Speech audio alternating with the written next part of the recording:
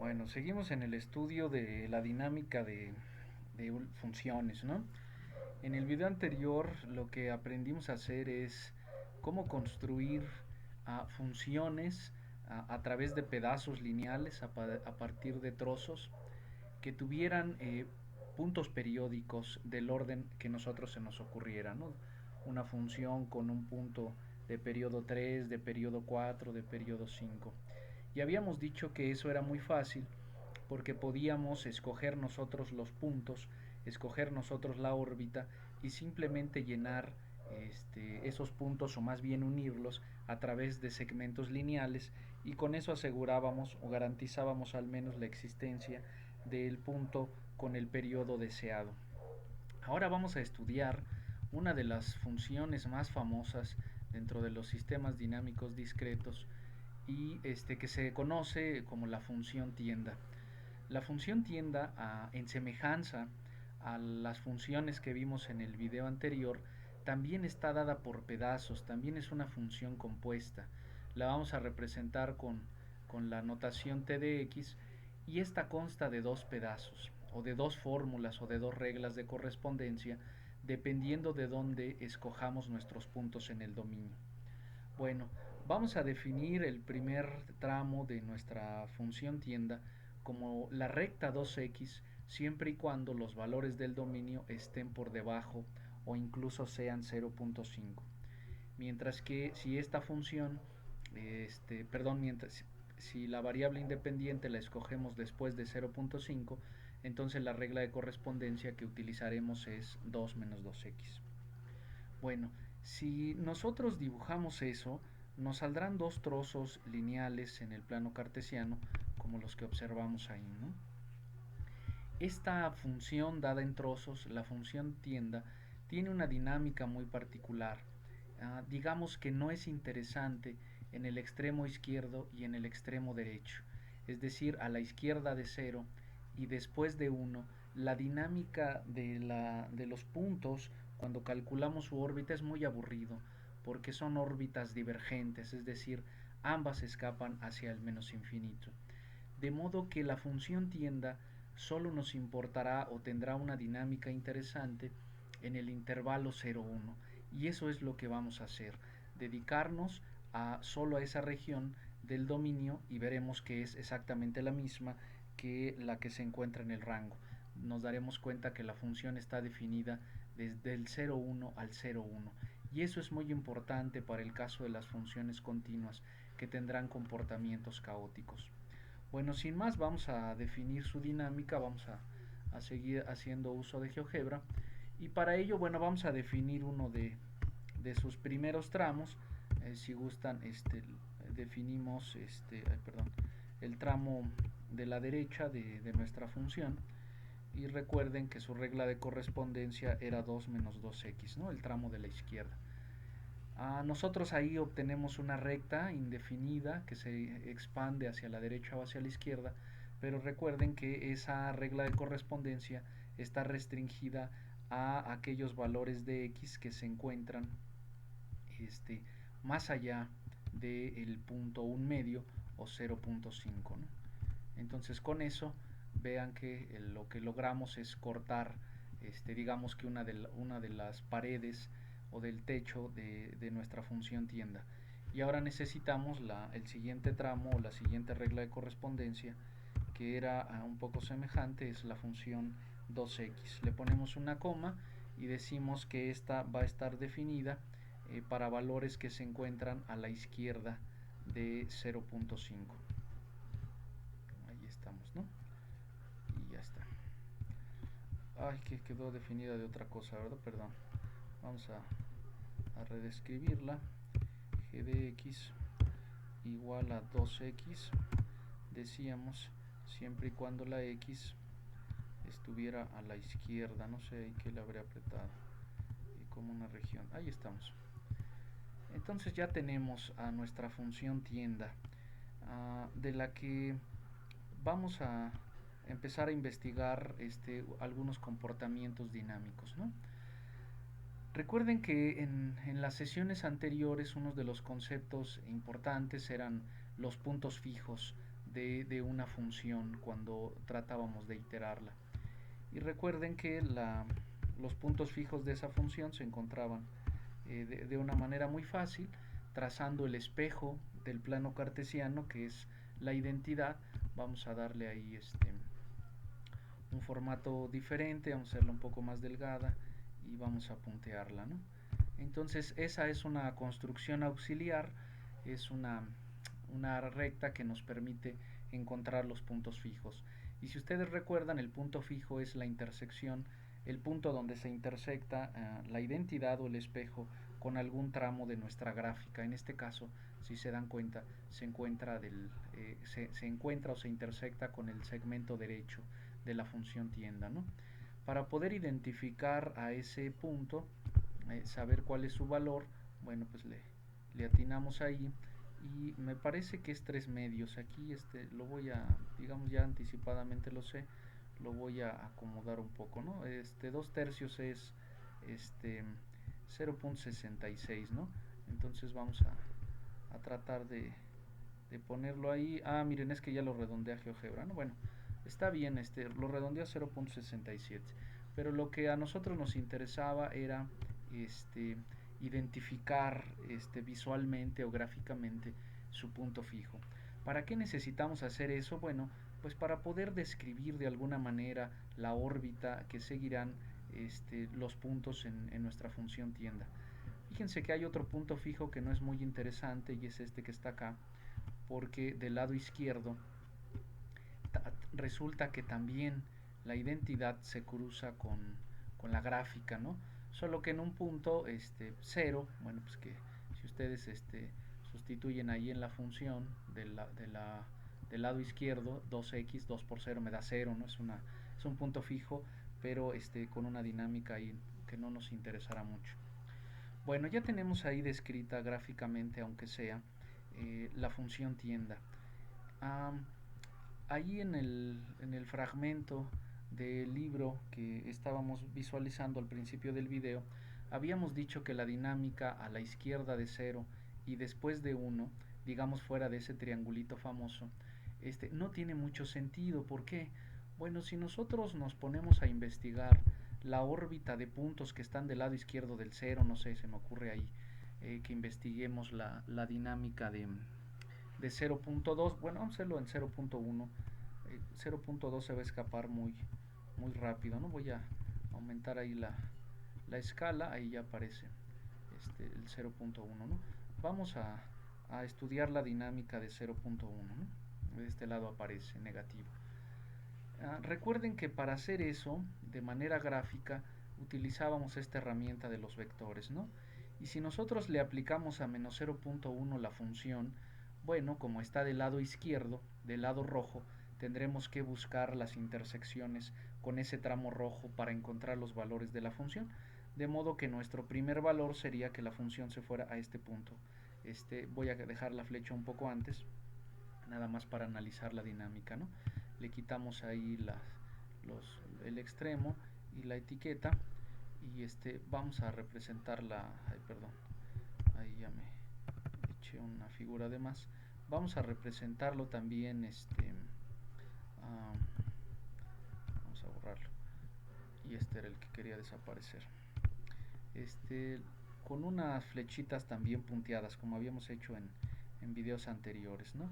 Vamos a darle otro color, no sé, rojo no, porque ya está ahí, ay, qué horrible se ve. A ver, más o menos, ¿no? En verde, y le damos un estilo punteado. Ahí estamos, para representar la órbita.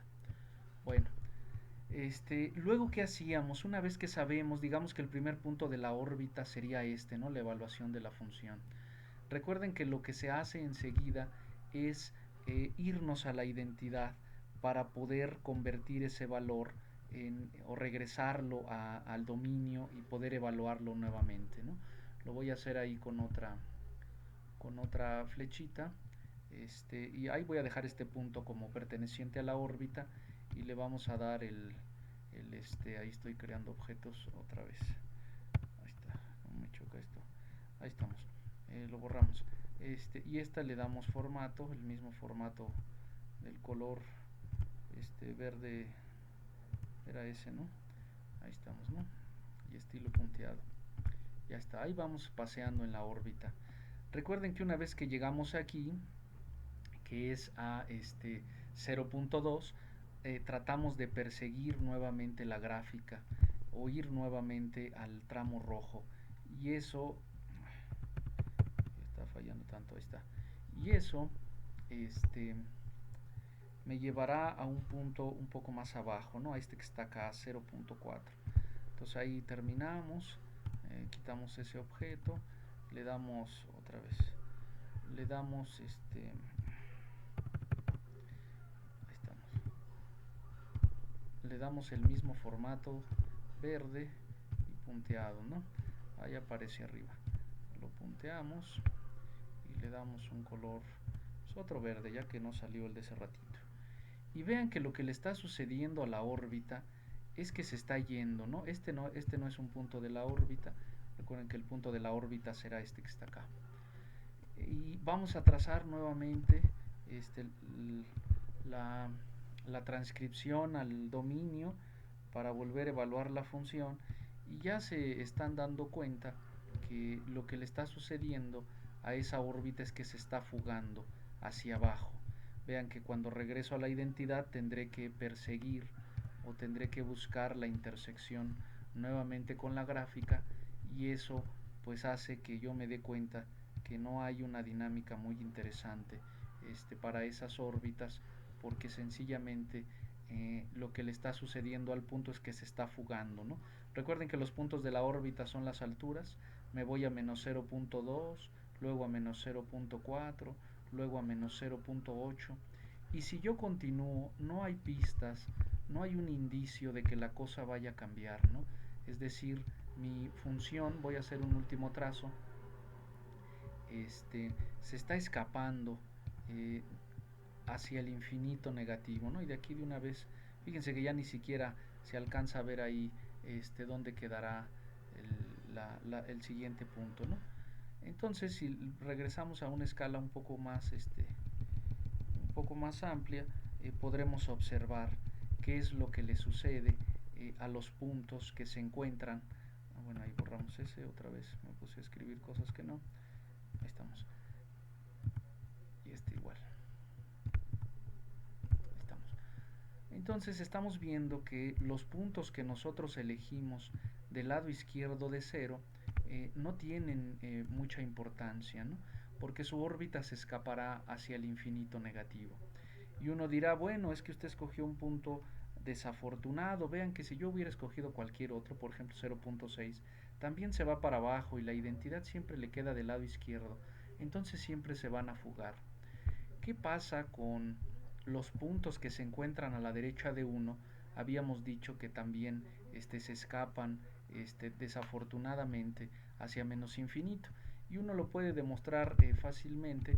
Vamos a elegir no sé, la órbita de 1.2. Vean que si nosotros empezamos otra vez con esta historia de trazar flechas, me voy a la función y ahí es donde se da el salto importante, ¿no? ¿Por qué se da ese salto importante? Porque una vez que yo encuentro el valor de 1.2 bajo la función, que es menos 0.4, lo que tengo que hacer es buscar la identidad. Pero la identidad, fíjense que me queda del lado izquierdo. No me puedo ir para arriba. Digamos, la dinámica de la función es hacia abajo. Entonces de aquí me tendré que ir a la identidad, y si se dan cuenta, coincido nuevamente con uno de los puntos que ya habíamos trazado. Vamos a movernos para acá. Entonces repito, me voy a la función, luego me voy a la identidad, y en la identidad, bueno, busco arriba o abajo la función y resulta que está abajo. Y fíjense que 1.2 queda atrapado también dentro de esa órbita que ya habíamos descrito. Y no solo le pasa eso a 1.2, miren, si yo me voy a 1.4, me voy a la función, me voy a la identidad, y fíjense que le atino a la misma órbita. Entonces todos los puntos que están a la izquierda de 1 y a la derecha a la derecha de 1 y a la izquierda de 0 no tienen una dinámica muy interesante. Podríamos decir que su dinámica diverge y lo hace a menos infinito. Entonces vamos a centrarnos únicamente en estudiar la dinámica de la función como veíamos gráficamente en el video anterior, en este triángulo que tiene por base el eje de las X. Bueno, ¿qué vamos a hacer? Pues vamos a tener que buscar puntos de periodos interesantes, ¿no? Ya habíamos visto que hay un único punto fijo interesante, que es me parece que estaba en 0.66 o en 2 tercios, y este que estaba acá en 0,0. Vamos a analizar qué le sucede a la órbita de algunos puntos, ¿no? Vamos a hacerlo, si ustedes quieren, con 0.2. Lo voy a hacer primero de manera gráfica, ¿no? Entonces vamos otra vez a la anotación de las flechitas. Vamos a partir de aquí, me voy a la función, vean que ese punto sería 0.4, será nuestro punto inicial y nuestro primer valor de la órbita. Luego de ahí me tendré que ir a la identidad, y de ahí, sin que ese punto cuente dentro de la órbita, tendré que irme otra vez a la función que queda arriba, ¿no? Entonces ahí nuevamente borro este amiguito. Ahí estamos. Otra vez. A ver si lo borro. No, ya. Ahí voy a tener que crear uno extra. Ya lo borramos. Ahí estamos. Ahí está. Y este también, ¿no? Está feo. Y entonces seguimos. ¿Y de ahí qué le va a suceder a esa función? Bueno, tiene que buscar la identidad. Acá está la identidad. De la identidad tiene que viajar a la función. Acá estamos. Vamos a borrar este que está aquí. Ahí está. Y luego, fíjense que ya terminamos. De este punto me tengo que ir nuevamente a la identidad y ya regresé otra vez a 0.4. Fíjense que de ahí me voy a ir a el punto 0.8 y luego regresaré a 0.4. Entonces, este punto 0.2 no es un punto periódico, porque recuerden que no regresamos a 0.2. Para hacer un punto periódico tendríamos que regresar a la misma altura. Pero una vez que yo empiezo a trazar su órbita, me doy cuenta, no es de la órbita, me doy cuenta que llego paulatinamente a una trayectoria en la que sí me voy a quedar atrapado. A puntos como 0.2 se les llama preperiódicos, porque me conducen en algún momento de la órbita a un camino que ya no tiene avance o que ya no tiene continuidad. Entonces vean que esta función tienda, a pesar de que es muy sencilla, bueno, ya le encontramos un punto fijo y le acabamos de encontrar un punto que hemos llamado preperiódico, porque eventualmente conduce a una repetición. Bueno, ¿cómo podemos analizar nosotros la órbita de puntos en la función tienda para puntos más específicos? Porque vean que aquí solo lo podemos hacer para aquellos que visualmente son notables, ¿no? 0.1, 0.2, 0.4. Pero ¿qué tal si lo queremos hacer en valores con una expansión decimal un poco más detallada? Bueno, eso lo vamos a ver de este lado. Acá tenemos nuevamente una fotografía de la función tienda. Hemos llamado f al cacho verde y hemos llamado g al cacho morado.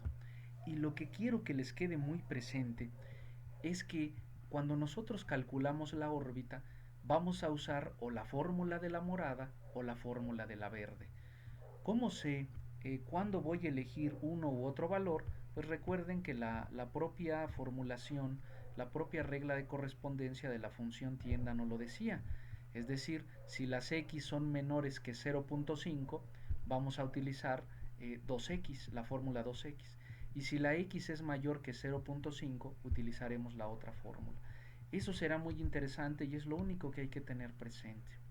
Miren, acá les he preparado algunos puntos que ya hemos calculado que tienen periodos interesantes. Vamos a calcular la órbita de un punto de periodo 2 y nos lo proponen. Buscarlo es difícil. Mañana en la sesión de Zoom les diré cómo se hace la búsqueda. Por ahora bastará con que los propongan y nosotros comprobemos que tienen esa característica. Bueno, entonces vamos a iniciar en 2/5, que si ustedes, lo voy a poner aquí como la condición inicial, como nuestro punto del dominio. 2/5, si ustedes lo calculan en forma decimal, es 0.4, anda por acá.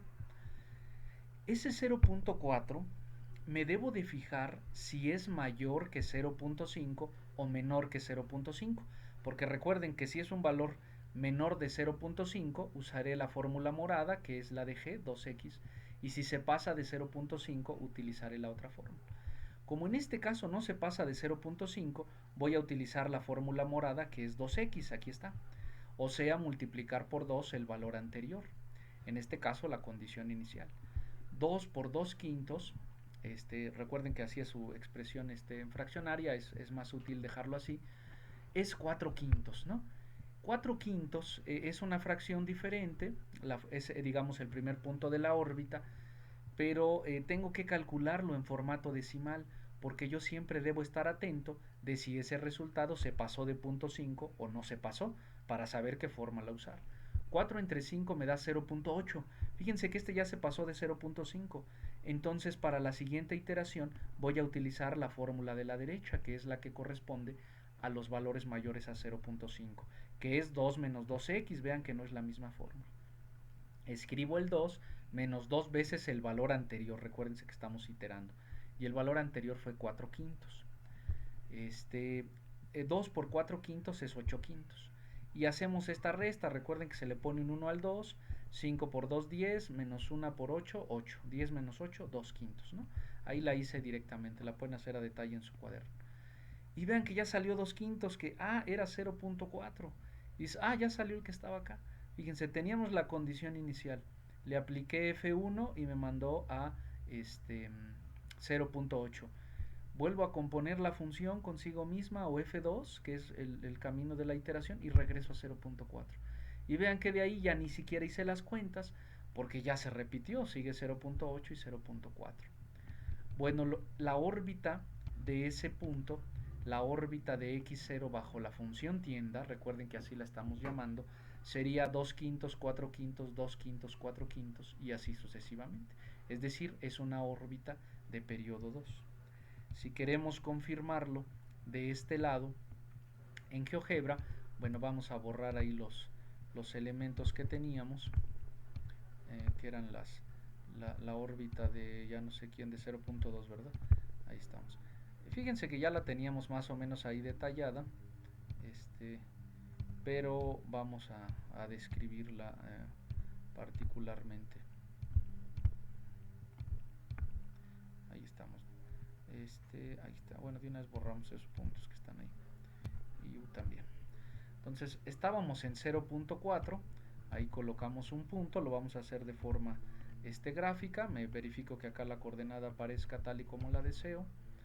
Y vamos con los vectores, ¿no? Pues recuerden, este es el valor de la condición inicial. Me voy primero a la fórmula, que es 0.8, ¿no? Ya lo sabíamos.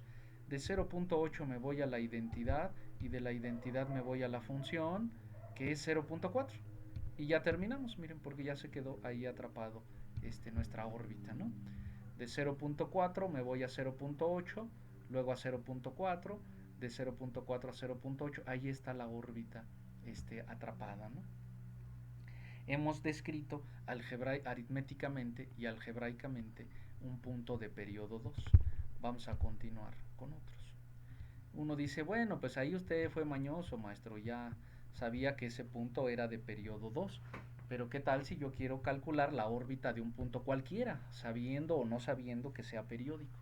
Pues vamos a inventarnos unos de los que se ven ahí, por ejemplo 0.6, ¿no? En forma decimal, ¿no? Para que vean que también lo podemos manipular de esa forma. Dices, bueno, esa sería mi condición inicial. Como 0.6 se pasa de 0.5, voy a utilizar la fórmula del lado derecho, que acuérdense que es la de 2 menos 2x, la del lado verde. Entonces acá la escribo. Estamos llamando f a la verde y g a la morada. La fórmula sería 2 menos 2 veces el punto que te interesa, que es 0.6.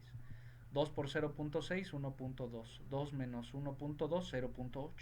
Digamos que este es x0 y este es f de x0, o la primera aplicación de la fórmula. ¿Y luego qué hacemos?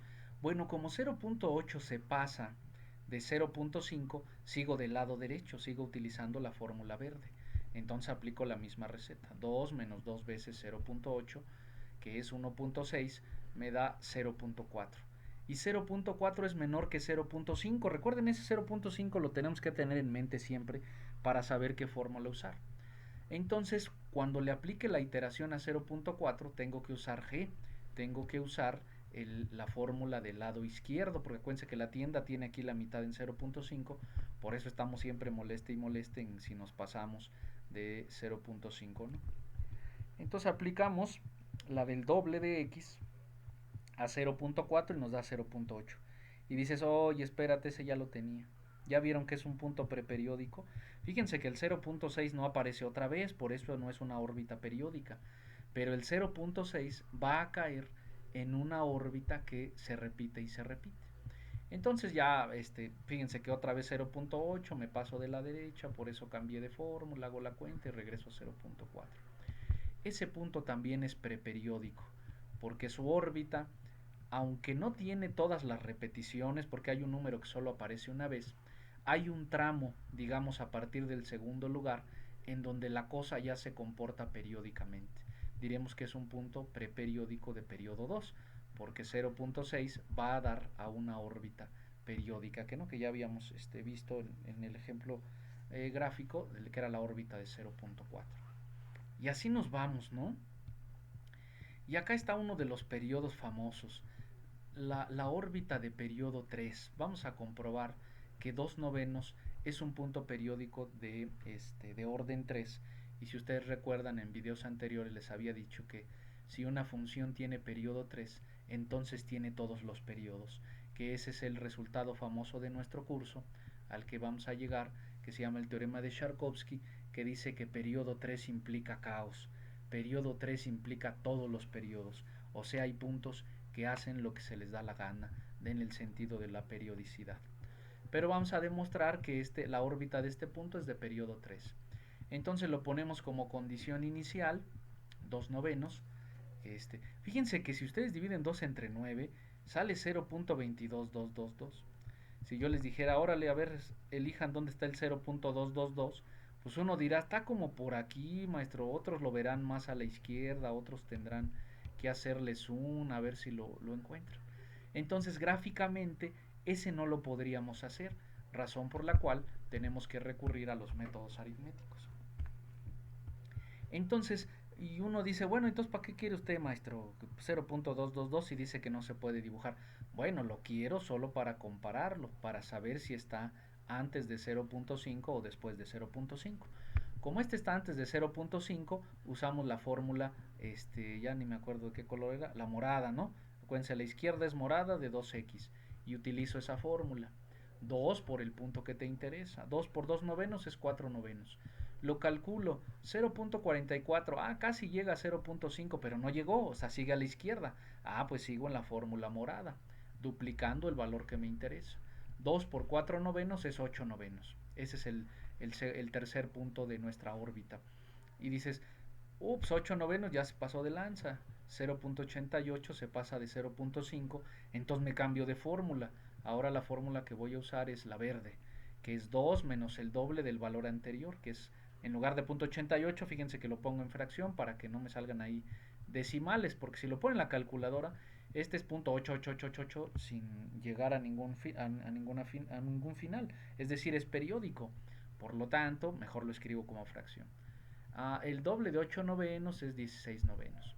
Hago aquí la cuenta, 9 por 2, 18, menos 16, 2 novenos. Y dice, oye, mira, este ya estaba. Por lo tanto, el paso que sigue es el paso que seguía de 2 novenos, o sea, 4 novenos. Y dice, sí es cierto, es de periodo 3, miren, condición inicial, F1, F2 y F3 me regresa al principio. Es un punto de periodo 3. Y acá lo escribimos, recuerden, es la órbita de x0 bajo la función tienda es 2 novenos, lo pongo en formato fraccionario, luego 4 novenos, luego 8 novenos y luego 2 novenos. 4 novenos, 8 novenos, 2 novenos, 4, 8, ¿ya vieron? Entonces tenemos una órbita de periodo 3, que sería muy difícil visualizarla si nosotros nos atuviésemos a nada más el formato gráfico, ¿no? Lo pueden ahí medio intentar a ver si le atinamos. Fíjense que si aquí es